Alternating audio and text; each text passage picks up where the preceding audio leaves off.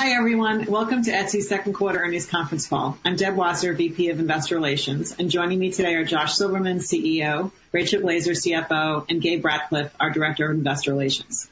Today's prepared remarks have been pre-recorded. The slide deck has also been posted to our website for your reference. Once we are finished with Josh and Rachel's presentations, we will transition to a live video webcast Q&A session. Questions can be submitted via the Q&A window chat displayed on your screen. Feel free to use it at any time, as it will remain open throughout the entire conference call. I'll be reading your questions, and Gabe will help me try to get to as many as we can.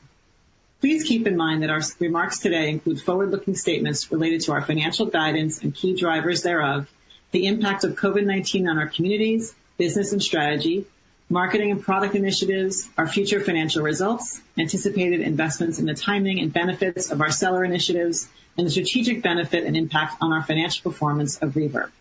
Our actual results may differ materially. Forward-looking statements involve risks and uncertainties, which are described in our press release and our 10-Q filed with the SEC on May 7th, and subsequent reports that we will file with the SEC. Any forward-looking statements that we make on this call are based on our beliefs and assumptions today, and we don't have any obligation to update them. Also during the call, we'll present both GAAP and non-GAAP financial measures. A reconciliation of non-GAAP to GAAP measures is included in today's earnings press release, which you can find on our IR website, along with the replay of this call. With that, I'll turn it over to Josh. Thanks a lot, Deb, and hello, everyone.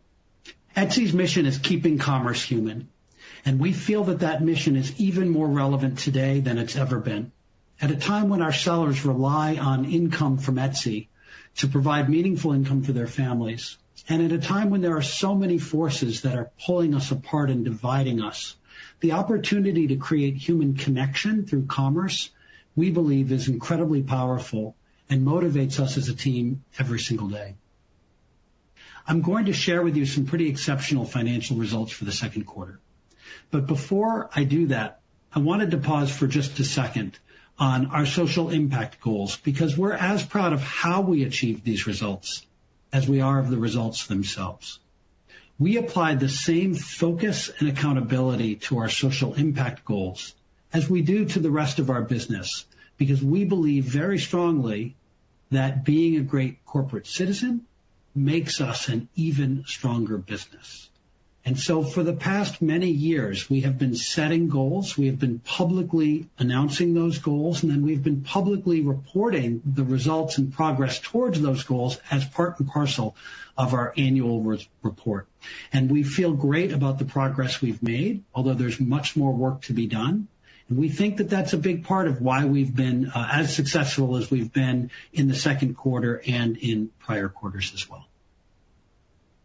Sellers across the consolidated Etsy marketplaces sold $2.7 billion worth of merchandise in the second quarter, up 147% year over year.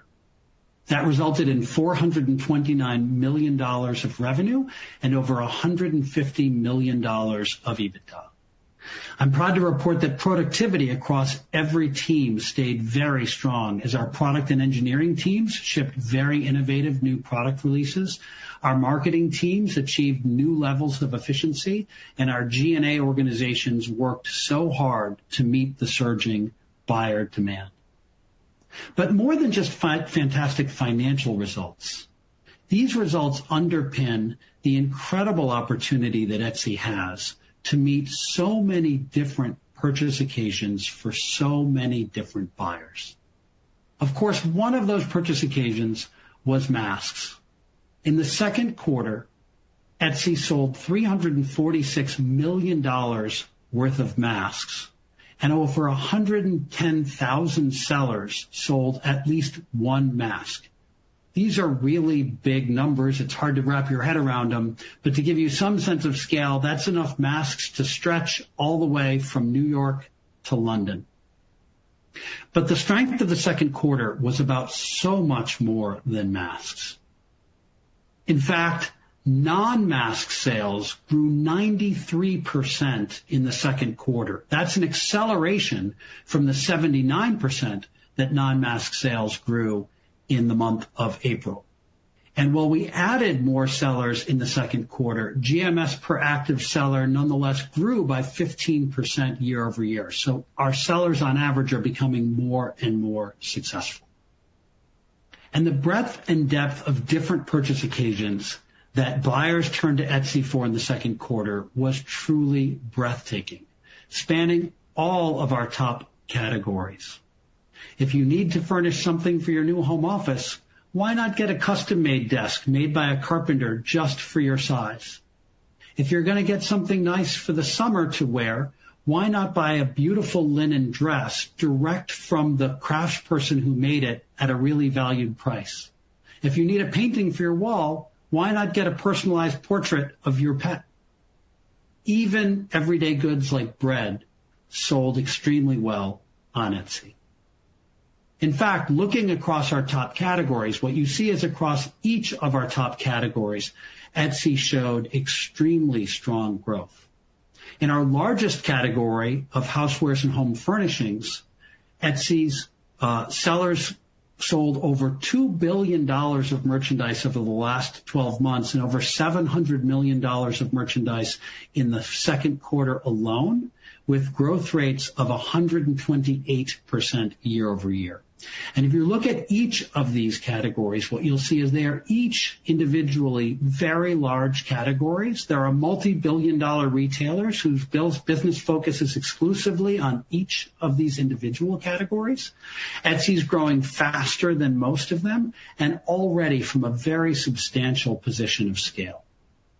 And of course, that's just our top 6 categories. In fact, 25% of our GMS came from other categories that weren't even top 6, where Etsy sold about $600 million of GMS.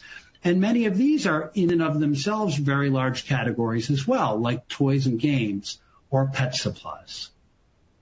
So when you add it up, it speaks again to the extremely large addressable market that we believe we are facing. In fact, if you go back to our Investor Day in March of 2019, we made an attempt to size our TAM at that time. And what we said is if you look at just our top 6 countries and you assume that Etsy competes only in those top 6 countries, and then you make a second assumption that online is a completely different market from offline.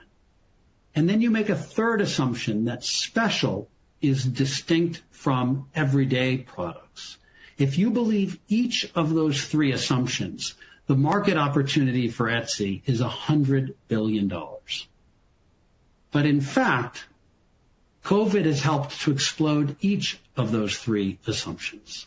Etsy competes in almost every market in the world, not just the core 6. And in fact, the distinction between online and offline has all but evaporated in the past few months. And we've learned that you can inject the special of Etsy into everyday purchases as well. Etsy's there for so many purchases for so many different people. So when we pull back and look at what we've learned over the past 3 months, it reinforces my belief that the size of Etsy's addressable market starts with a T, not with a B. All of this gives us even more conviction about the size of the prize that Etsy is chasing and the opportunity to invest to fully realize that growth. And obviously, revenues in the second quarter exploded so quickly that they surpassed our ability to reinvest efficiently in the second quarter alone. But we maintain our conviction that we should be investing given the early stage of our growth and the significant opportunity ahead of us. As one example, we made a commitment in 2018 to migrate to the cloud, and that took a significant investment of both money and time. But thankfully, the engineering team completed that migration on schedule in the first quarter of 2020, which allowed Etsy to realize the full opportunity of the second quarter of 2020. Without that investment, Etsy would be in a very different position today. And we're going to continue to make those investments that position Etsy to obtain its full potential for the future. So where are we excited to invest for the future? It's in the same 4 areas we've been talking about for some time that collectively make up our right to win. I believe passionately that we are in the very early innings of unlocking the opportunity in each of these 4 areas. This is not about low-hanging fruit. There are meaningful opportunities to create step function improvements in our customer experience that will position Etsy even better to be a meaningful part of our sellers and our buyers' daily lives. Let's step through them one by one. Starting with search and discovery. In the prior quarters, I've geeked out with you a little bit on some of the machine learning algorithms where we've been making progress. And in the second quarter, we made even more progress getting even better algorithms. But let me talk about some of the user-facing features that are also really important in search and discovery. In the second quarter, we launched saved searches, and that allows a buyer to declare a persistent interest and say that they want to learn more about this search over time. So each time they come back, they can see fresh results that are related to that search. Or we can email them when there are new and exciting products or maybe products that have gone on sale that are related to that search. This makes the buyer experience better, it makes it fresher, and importantly, it gives buyers more reasons to come back more often, and it tells us really important information about the buyers. Already, 8% of visitors have at least one saved search. And for a visitor that has a saved search, 11% of them have come back again to interact with that saved search, which we think is really encouraging given how very new this feature is. Another area we've been promoting is favorites and lists. Buyers tell us that there are so many good things they find on Etsy that it's hard to organize them and to narrow down to make that final purchase decision. So we've been making favoriting and listing more visible and easier. And because of that, we've seen a meaningful uptick in favoriting and adding to lists. And this also gives us really valuable knowledge about the buyer so that we can deliver even more personalized results for them. And it allows buyers to have a better buying experience and often to share with others in a way that can create viral growth that we think is really encouraging for frequency and growth into the future. Turning to human connections, the ability to tell the story of the seller and the story of the item is so powerful in differentiating the kinds of products for sale on Etsy. And in the second quarter, we launched the ability for sellers to upload videos of themselves and of their items, which make the buying experience richer and tell the story. And already, even though this feature has been live for only a few weeks, there are over 700,000 videos that have been uploaded. We're really excited to track the progress that this is going to make for our buying experience. Turning to a trusted shopping experience, we've talked a lot about our push into free shipping, and we're so happy that we pushed hard on free shipping in 2019 because we believe that it positioned us better for the current moment that we're in. In the second quarter, we launched bundles, which is the ability to see what other items a seller sells that might push the cart over $35 and therefore qualify for free shipping. And we saw some meaningful uplift there that we think is really encouraging.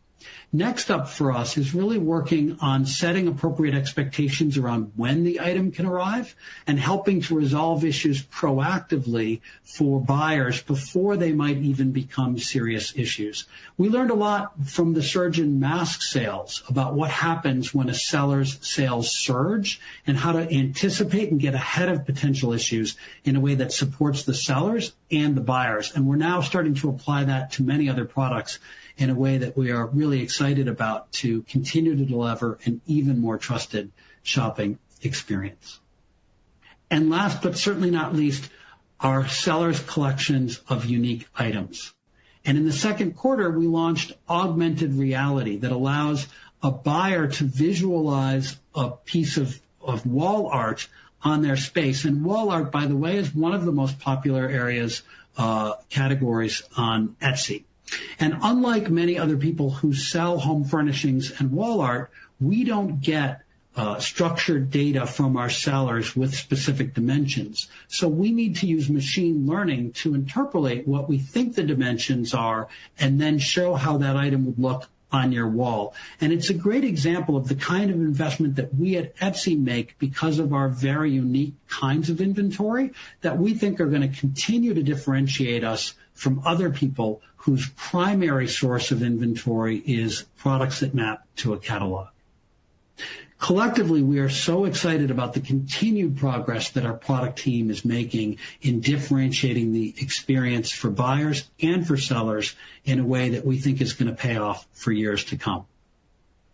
And all of that gets even richer when we do a better job telling the world about it. We continue to lean into all of our marketing investments, both higher funnel like television, as well as performance marketing in places like Google and Facebook.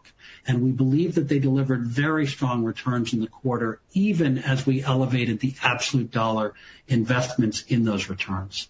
We're also really starting to learn to use these new CRM tools so that as we gain more personalized information about our buyers, we're able to communicate with them through our owned channels and through our paid channels, as well as on the site, in ways that feel more and more personalized. And all of that makes us feel encouraged about what will happen with these buyers in the future. To sum up, we believe that Etsy is in the very early stages of an enormous opportunity for the Etsy marketplace and for the Reverb marketplace, which Rachel will talk about further. We couldn't be more excited about what the future holds and the progress that the team made in the second quarter. And with that, I'll turn it over to Rachel. Thanks, Josh, and hello, everyone. My commentary today will cover consolidated results as well as key drivers of performance, which include Etsy standalone results where appropriate. You can find select details on Reverb's contributions in our press release and soon-to-be-filed 10-Q.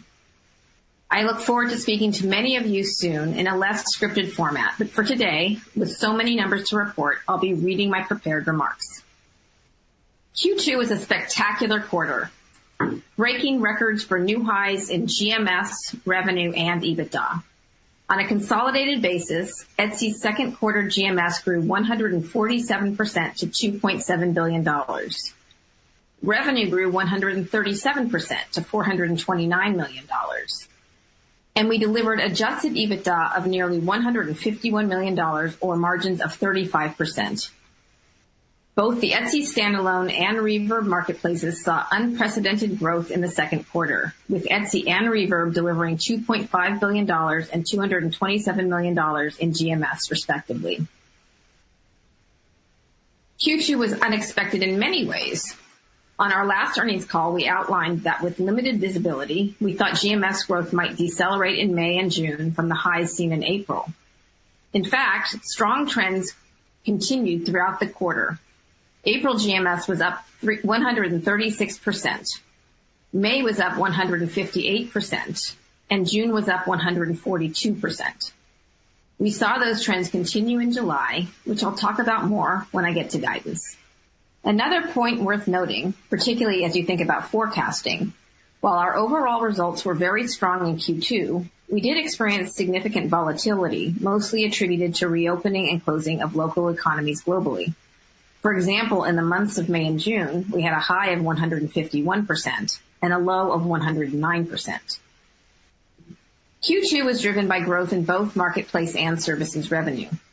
Key drivers of growth were driven by an increase in GMS volume, Etsy payments, and on-site advertising revenue. The launch of off-site ads has been a decisive success, both for our sellers and for Etsy. We began billing sellers in early May, so the marketplace revenue contribution from off-site ads only reflects a partial quarter. Thus far, there has been a very low level of opt-out from sellers who have had that option, and minimal churn from those required to participate. In all, as of the end of Q2, less than 2% of sellers had opted out of the program. Etsy Ads, our optional on-site ads program, previously referred to as promoted listings, continues to be a very successful seller service. Etsy Ads grew 94% year over year in Q2 and 60% sequentially versus Q1. It's worth noting that Etsy Ads had its first $1 million day in July. Once off-site ads launched, the budgets for the former Google Shopping product were migrated to Etsy Ads, and those dollars have been put to work at higher efficiencies. The growth in Etsy ads was modestly offset by a planned decrease in the number of promoted ads per page. Take rate declined 100 basis points sequentially. While the core business performed well and our offsite ads drove significant incremental revenue, this was offset by a lower effective take rate on our on-site Etsy ads product and to a lesser degree some of our seller investments. As a reminder, to support our sellers during this difficult time, we made one-time investments which totaled $12 million in Q2, which predominantly included waiving offsite ads fees for a month and providing listings credits to some sellers. Another factor impacting Etsy ads take rate was increased conversion rate from higher intent visitors searching and quickly finding things like face masks, which reduces page views. We also continue to grow our payments platform, another contributor to revenue growth in the quarter. In Q2, we expanded Etsy Payments to 5 additional countries. Etsy Payments is now available in 43 countries across 19 currencies, processing 92% of our GMS. Gross margin was 74%, up 640 basis points compared to last year, primarily driven by our shift to offsite ads, which generated revenue growth without an equal offset in cost of revenue. Our Q2 adjusted EBITDA margins benefited from the significant and unprecedented top-line growth we had in the quarter. A great proof point that our marketplace model is scalable and cash generative. Cost of revenue, G&A, and product all declined as a percentage of revenue in the quarter. As a relatively young company with an enormous market opportunity in front of us, we believe we should more aggressively invest in growth and pursue our very clear roadmap. And as mentioned in the past, our revenue per employee is still meaningfully higher than our peers. Recent growth provides a unique opportunity for us to reinvest some of the incremental revenue rather than put it in the bank at flat yield. Etsy's philosophy is to focus investments on driving profitable growth, and Q2 margins of 35% demonstrate our long-term potential. To that end, during Q2, we increased our marketing investments to $115 million, significantly leaning into this moment where Etsy captured the world's attention, representing 27% of revenue. Note that as a percentage of sales, marketing spend was up 140 basis points compared to last year. Within that spend, performance marketing for the Etsy marketplace was $78 million and drove paid GMS to 21% of overall GMS. We believe we're gaining share in performance channels led by efficiency, even at higher levels of investment. However, we are uncertain how this plays out. Currently, we are seeing substantial growth in conversion rate and impressions, and we can't predict that these trends will continue. For our new buyers and reactivated buyers, our newer cohorts, we're seeing LTV increase driven by higher frequency and an increasing AOV. These factors drive higher buyer lifetime value and enable us to spend deeper on marketing without reducing our ROI. Higher GMS per click on performance marketing and broader reach on television have also extended our marketing dollar. We've made substantial progress building toward a full funnel marketing approach and continue to optimize our investments in each part of the funnel. From a more robust investment in TV and digital video at the top of the funnel, leveraging social more extensively in the mid, and driving visits and conversion with performance marketing low in the funnel. Our new CRM stack is a key element in helping us dynamically target and acquire buyers with richer and more personalized content. All of these activities are early days, particularly outside of the U.S., where we continue to experiment with mid and upper funnel marketing in places like the UK and Germany. Many of our key operating metrics for the Etsy marketplace were significantly higher in the second quarter than any other period since we've been a public company. This signals the dynamic nature of our business model, scalability of our sellers' inventory, and the power of our brand and what we stand for. In the second quarter, active buyers grew 39% to 60 million for the Etsy marketplace, and repeat buyers grew 51% to 26 million. Buyers on the platform with only a mask sale were approximately 7% of the buyers in the Etsy marketplace, or 4 million. So while mask sales were a tailwind for growth, our core business is performing exceptionally well.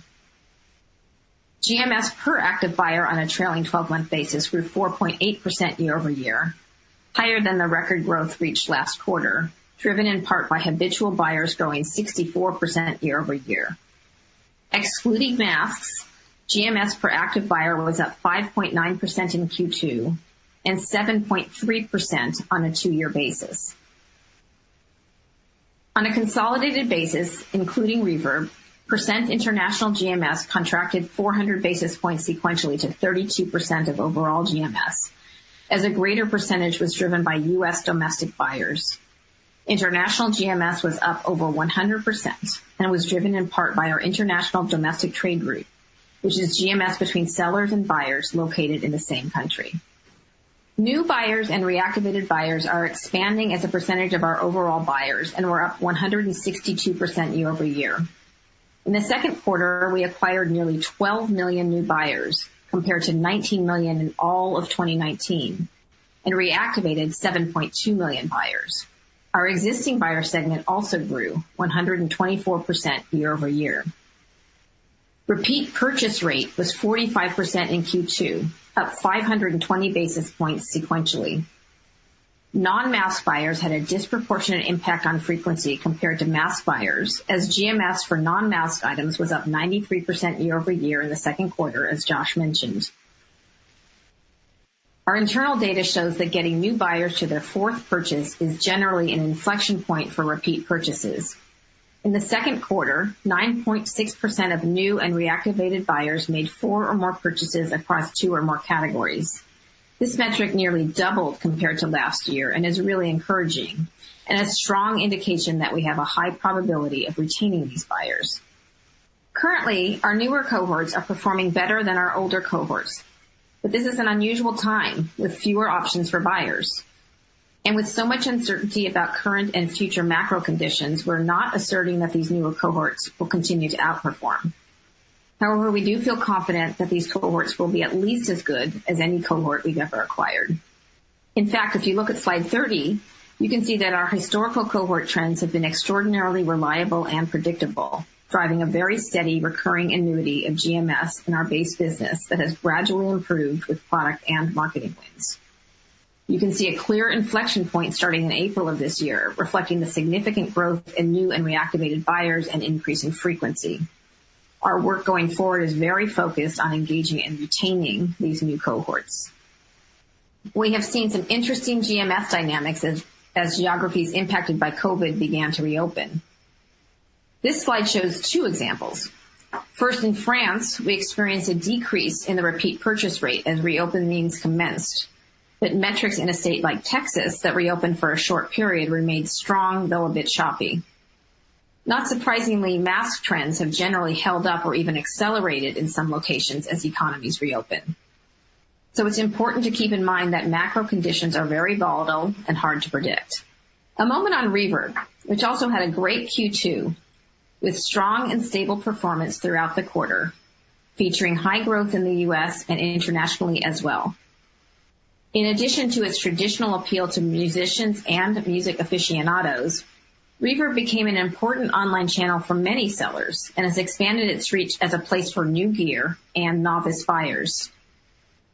Reverb has built significant value in the marketplace over the past year, but like Etsy, is in the early innings of realizing its true potential.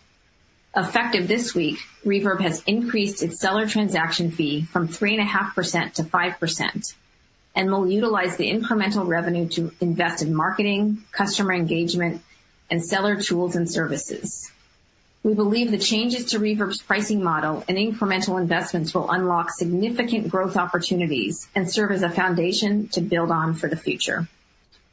As of 6/30, we had over $1 billion of cash equivalents, and short-term investments, in addition to $200 million revolver that's currently undrawn. We have a capital-light business model with minimal CapEx and marginal working capital needs, and we believe we can continue to convert a very high percentage of our adjusted EBITDA into free cash flow.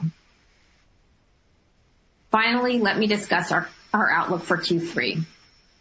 This year has been anything but predictable, so we caution you to remember the potential headwinds we called out in the past and that appear in our slide presentation on factors impacting the business. We currently estimate GMS for Q3 in the range of $2.2 billion to $2.5 billion, which is up 80 to 110% compared to Q3 of last year.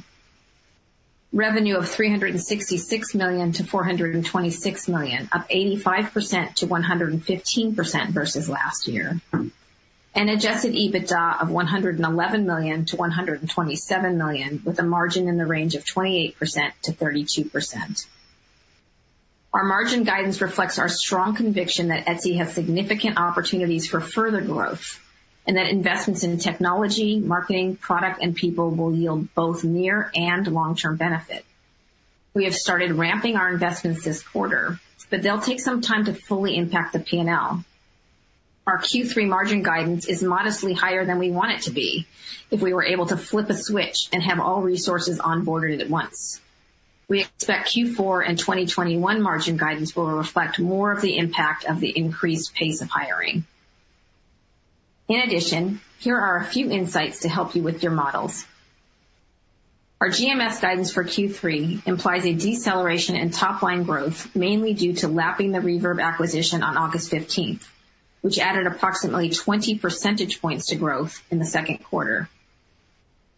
We still expect Reverb to achieve break-even adjusted EBITDA margin exiting 2020, as their incremental transaction fee revenue is mostly offset by stepped-up investments. We'll also be lapping the introduction of Etsy's free shipping initiative, which resulted in higher GMS as sellers incorporated a portion of the cost of shipping into the item price. At the midpoint of our Q3 guidance, revenue will increase 100%, and we expect Etsy's consolidated take rate for the second half of the year to be approximately 16.9%. As we execute our strategy, invest in our seller success, and make investments to drive growth, we believe we can capture more of our addressable market opportunity. And before I close, a quick shout out to Etsy's amazingly talented and dedicated team who are working hard to deliver this growth. I'll now turn the call over to Deb so we can take your questions.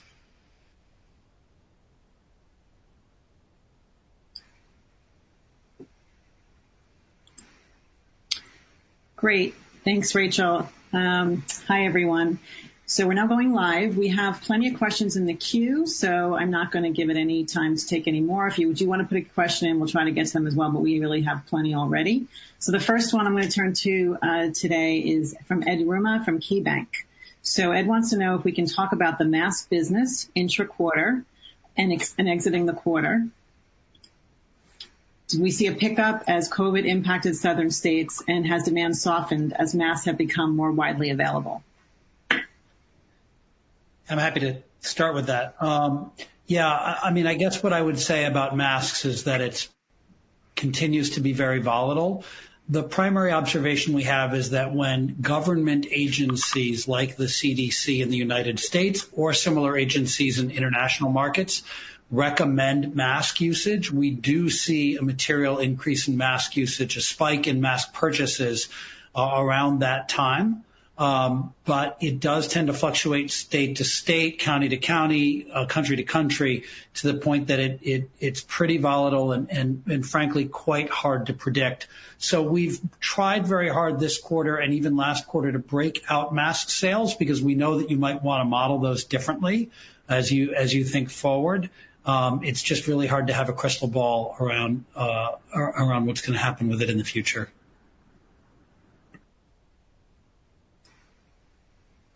Okay, great. Thanks, Josh. Next question comes from Rick Patel at Needham. Can you talk about what your sellers are saying about offsite ads and what gives you confidence that they see the value in paying the fee in order to see higher conversion? Do you expect to be more aggressive with this going forward in light of your momentum? I'm happy to start, and then maybe Rachel, if you want to pile on. We're really pleased with the response from offsite ads. As Rachel said, we have about a 2% opt-out rate right now. And what that indicates to us is that sellers are really seeing the value in the program. And frankly, we think they should, because we think it's a really valuable program for them. The return on ad spend is terrific. If you look at 12% or 15% of revenue being spent on performance marketing, that benchmarks really well to what a seller would normally have to spend if they were marketing their own website. But in addition to that, we take the risk. So if a seller were normally marketing their own website, they would typically pay per click and be on the hook as to whether or not that sale converted. So as that program has really rolled out and sellers have had a chance to experience it, I think they are seeing firsthand that it is, in fact, really good value, and sentiment continues to improve. And so we're happy with how the program is going and the value that it's delivering. And I think the only thing I'd add there is that just remember for your models that we didn't start billing on offsite ads until May. So there was a month of the quarter that didn't include any of the incremental revenue from that.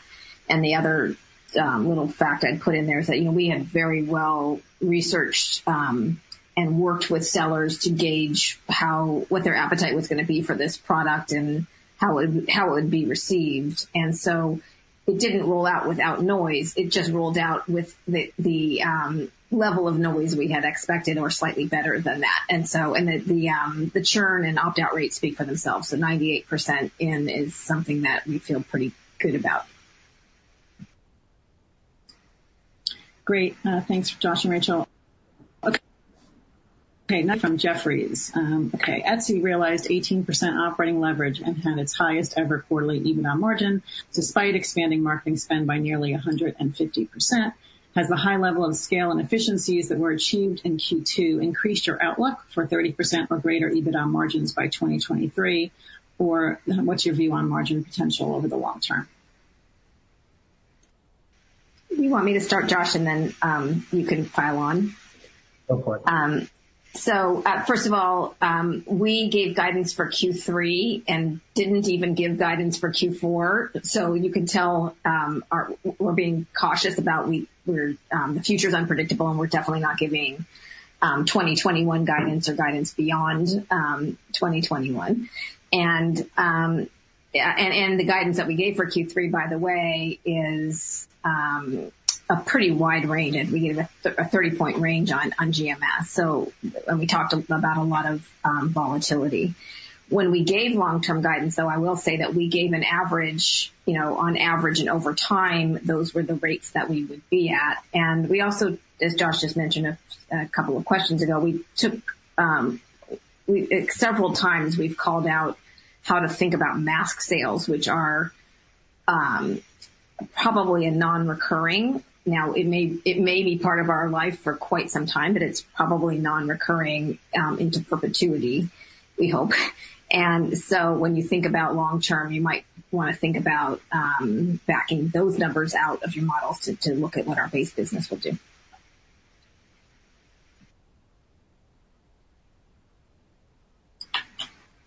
Okay. Next question from Nick Jones at Citi. How has Etsy's free shipping initiative progressed amid COVID? Given the surge demand in GMS, are sellers more aware of the benefit of free shipping, or given the demand, is free shipping less of a factor? I think that one's for you, Josh. Sure. So we're feeling really good about how free shipping is going, and we're grateful that we took it head on in 2019 when we did, because I think it positioned us much better for this moment that we're in today. When buyers show up on Etsy, they're most of the time finding shipping prices that are aligned with their expectations. And I think that's really helping Etsy to rise to the moment right now. So we continue to see progress in free shipping, and we highlighted, the highlight of the quarter was really presenting this concept of bundles. So when you're on a seller's shop looking at an item, we show you another item or two you could add to your cart that would tip you over to $35 so that you would get free shipping. And that showed positive progress. So I think that there's continued things we can do in shipping to help meet people's expectations on cost. But candidly, that is not the friction point that it once was because of the good work that we've done. When we look at top concerns or headwinds from buyers, shipping cost no longer is often cited as a top friction point. So we're turning our attention now to what are the next things on the list. And for example, expected delivery date is something that we hear a lot. Is this item going to arrive on time? What happens if it doesn't arrive on time? So we're turning more attention now to setting buyer expectations around when an item will arrive, making sure we have a variety of options for shipping speed, and also showing them if there's a particular date that they need to hit, here are things that can arrive in time for that date. Also, I think in terms of keeping Etsy human, helping them to see the making process. You know, Etsy may not be the fastest place to ship something, but there's a lot about having the product be made just for them.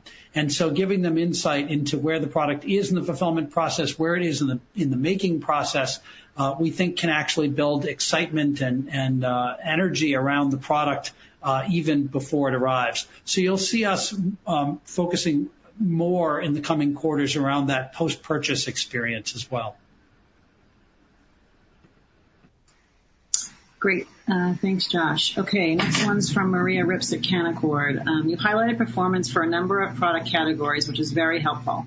Can you talk about product categories in terms of behavior of the customers you are seeing? Is there anything in the behavior pattern of new customers that would indicate whether they will stay with the platform longer term or not? Yeah, great question. And you know, Rachel gave some highlights on that in her prepared remarks. So we're trying to give you as much color as we can. So things like repeat purchase rate are up very significantly year over year from where they were, second quarter of 2019. And we feel great about that. Metrics like what percentage of customers are making 4 or more purchases from 2 or more categories, that metric is going very well. As well. So we're really encouraged by that. But we also do acknowledge that this is anything but a normal time. And so, you know, how this will trend once, people have more options again, is impossible for anyone to predict with accuracy. And so what I can say is that we're working super hard to make sure that our customers have a fantastic customer experience. And that we're engaging them, learning what we can about them to deliver even more personalized experiences to get them to come back. And that's really our whole focus right now. And the only thing I'd add there is that some of the metrics we gave on non-mask sales, so looking at really the core business, and Josh gave a lot of information on how categories are performing, but we also said non-mask sales were up over 90%. And GMS per buyer, GMS per buyer on a trailing 12-month basis was accelerated to almost 6%, where it's been gradually ticking up. We saw a nice little lift in that metric too, which just reinforces the fact that people are coming back more frequently and sticking with the offering. Okay, great. Moving on to a question from Lauren Castle from Morgan Stanley. Can you quantify at a high level how much you reinvested either into marketing, technology, and so forth into the business in the second quarter? And we covered that on the call, but maybe we can talk about it a little bit more. I think, Rach, that's you. Sure. I can start with the numbers that we gave on the call. We significantly increased our marketing spend. In fact, Q2, I think, was our highest. This is a high watermark on marketing spend for the company. And, you can do some back of the envelope math that would show that we're getting really healthy ROIs on spend. And it's even healthier when you think about if you do that back of the envelope math, you'd just be looking at the in-quarter GMS from the in-quarter spend, but for every buyer that we acquire, you get a nice tail on that buyer, more so even when you spend on brand marketing. So you're going to get a long tail after the fact. So we feel pretty confident that we're placing our bets in the right places. We've got on our television spend, this is the first time we broke out the brand marketing dollars. And on the television spend, we triangulate or even, from 9 or 10 different sources, we will pull data to make sure that we're getting to the right place, the right answer on ROI. So we use our own data. We use the data of our media company. We layer on brand tracker information so we can get sort of testimony from both Etsy buyers and non-Etsy buyers. And then we use panel data from iSpot to make sure that we're getting healthy return. And we feel very, very good about the returns we've been getting on that spend. Looking forward, we're very likely to continue to spend, taking advantage of very attractive CPMs in the digital video and television, linear television markets, and very attractive CPCs in the performance marketing, and we'll start to invest more in some of the international markets, particularly the UK and Germany, as well as use both brand creative and DR or performance-related creative in tandem with each other. So we're pretty pleased with the performance we've been getting with that marketing spend. And if I can pile on, we are all creatures of habit, and shopping is largely habit-driven. And there are very few times in one's life when you have an opportunity to reshape their habits. The classic three are when you get married, when you move home, and when you have a baby. And otherwise, your habits are pretty cemented, and you're not really open to forming new habits.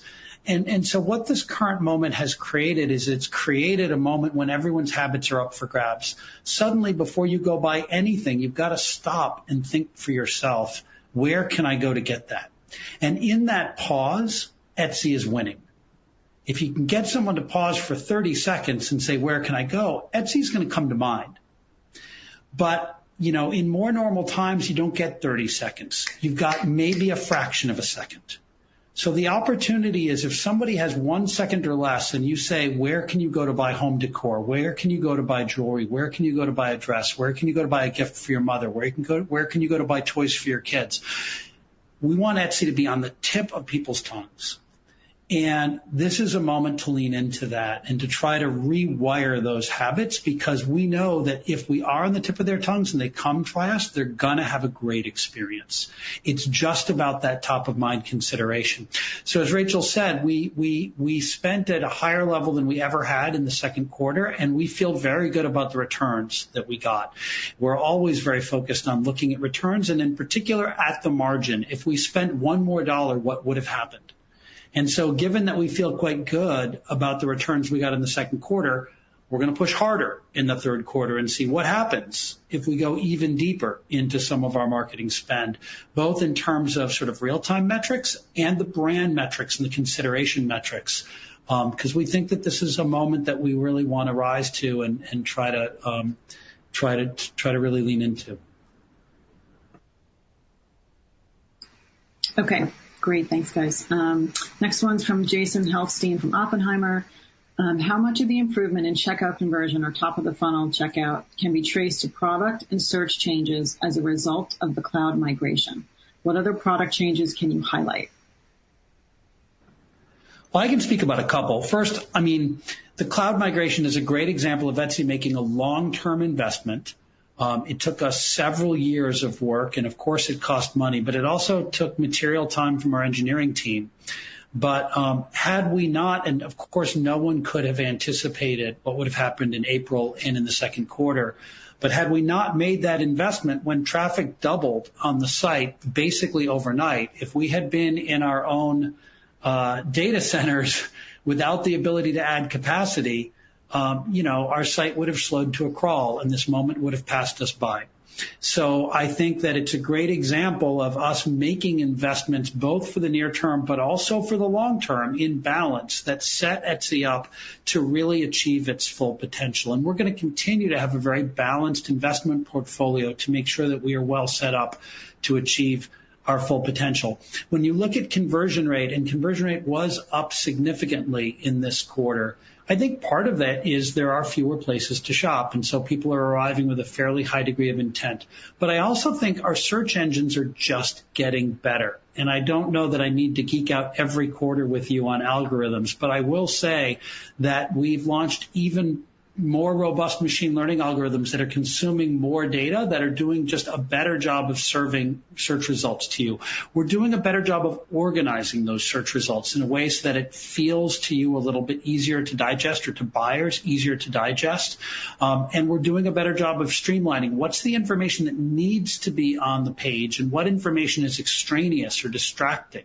We're constantly experimenting with that. And frankly, it's just getting better. And that's allowing people to make more confident purchase decisions, which is undoubtedly helping with our conversion rate. Hey, Josh, this next one is sort of a follow-up on that one a little bit, so I'll just go with this one. It's from Rick Patel at Needham, a follow-up from him. Can you provide more color on the initiatives toward personalization? So saved searches and favorites sound like a stepping stone to product discovery and inspiration. How do you see these features evolving, and do you see this as a multi-year journey? Definitely a multi-year journey, and there's at least two pieces. We've got to know more about you, and we've got to know more about the items. And so in terms of learning more about you, allowing you to leave breadcrumbs, tell us more about yourself. Things like, what do you favorite? What do you add to what lists? Also tells us a lot. How do you name that list? Is this value-oriented, mid-century modern, or did you name it, things for my living room? So all of that gives us a lot more data about you. By the way, there's other things that we can start to incorporate that we haven't. Things like size of wallet that might inform, what kind of average purchase price we'd want to be showing, what part of the country you live in, which might also inform taste. Those kinds of things, which maybe sound pretty basic, we have not historically incorporated into our search engines. So historically, and up until, very, very recent times, everyone in America searching for a certain keyword would get the same search results. And so there's obviously an opportunity to do much, much better than that. And you're seeing us now ask buyers for breadcrumbs, ask them to tell us a little bit about themselves, their taste, their interest, as well as our ability to intuit things about them that are going to allow us to be more personalized. The other piece is, how much do we actually understand about the item itself? And we've talked in the past a little bit about knowledge base. But what we mean by that is that we have been extremely reliant on the actual words that a seller inputs when they describe an item. And that is naturally very, very limited, both in terms of what we understand about the item and what other items it might be related to. So our ability to say, based on looking at an item and based on other items that are related to it, this is a gemstone ring and it's for people whose birth month is April, and other things that relate to the birth month of April are the following.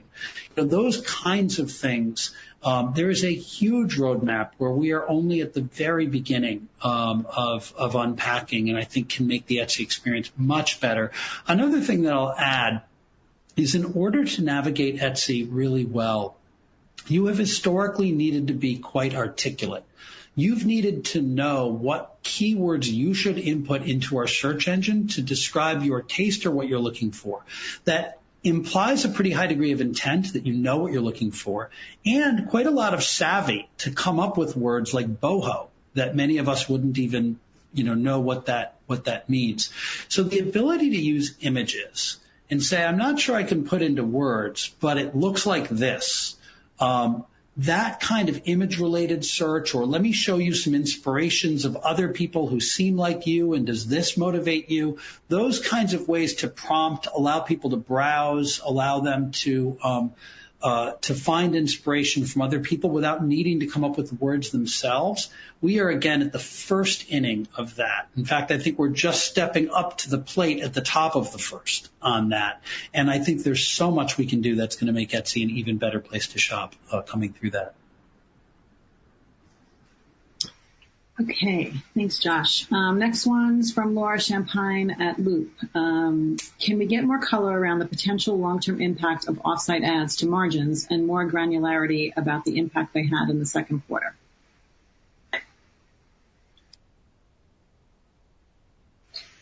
I'll grab that one. So we, first of all, the second quarter, as a reminder, you're looking at 2/3 of the quarter from the incremental revenue we generated from offsite ads.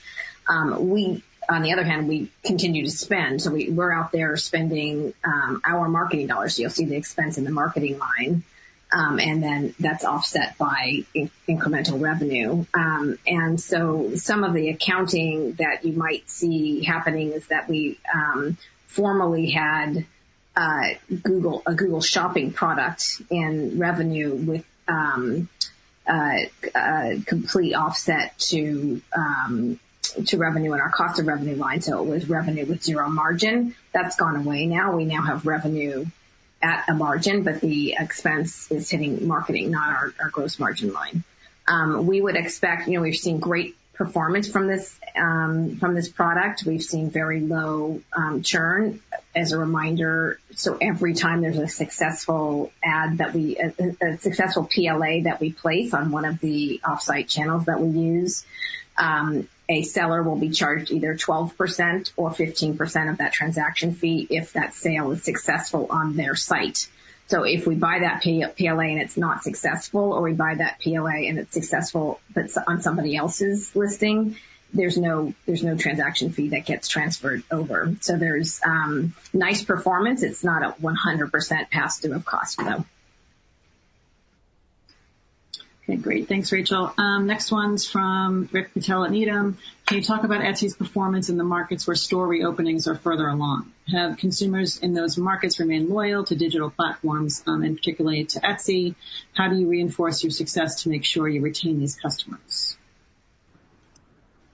Rachel, want to take that?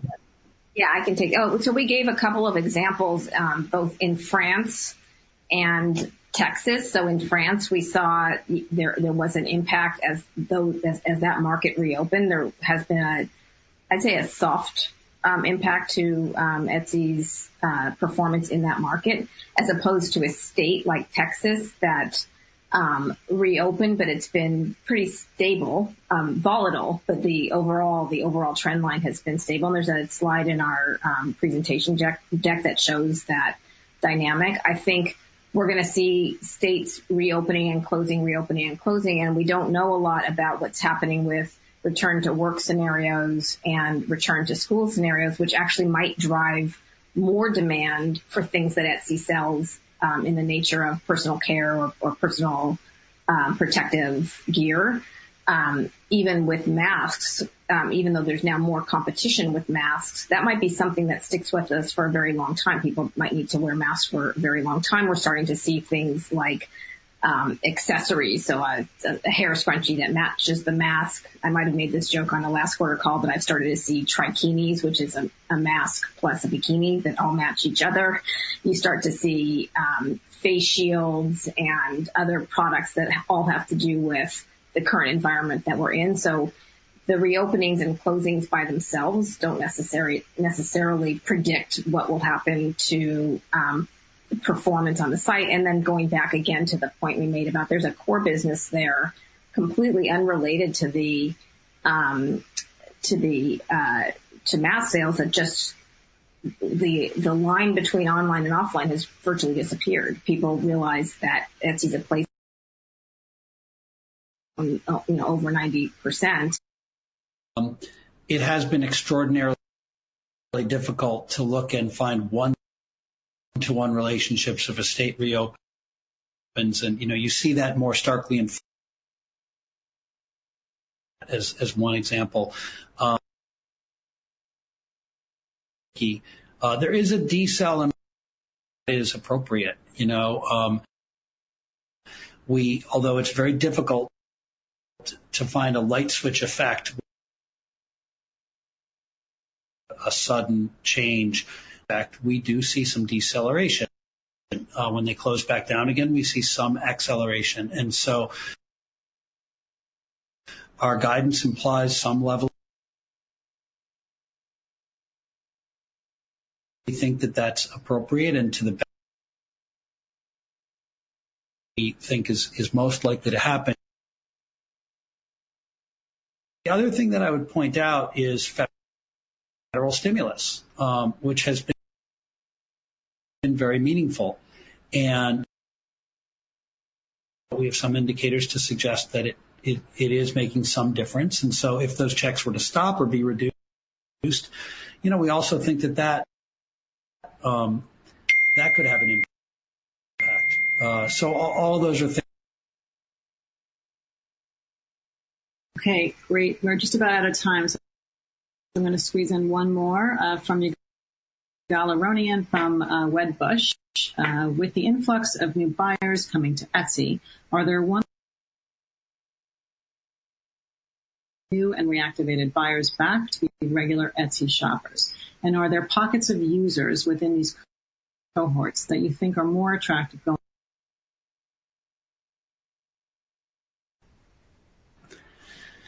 Well, as I said, I think we're really treating everyone equally up until now, and we're now gaining the tools to be able to start to differentiate and personalize. And again, we value every buyer and we value every seller, but that doesn't mean that they want to see the same things from us. And in fact, given the vastness of the Etsy marketplace, they certainly don't want to see the same things. So the more we can learn about the buyers, the more we can match them with the sellers and the items that they're most likely to love.